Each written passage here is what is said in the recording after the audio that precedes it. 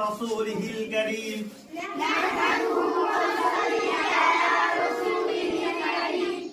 আম্মা বা'দ সম্মানিত সুধী আমাদের উপর আল্লাহর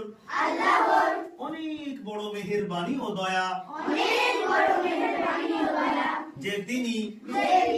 আমাদেরকে মুসলমান বানিয়েছেন, আমাদেরকে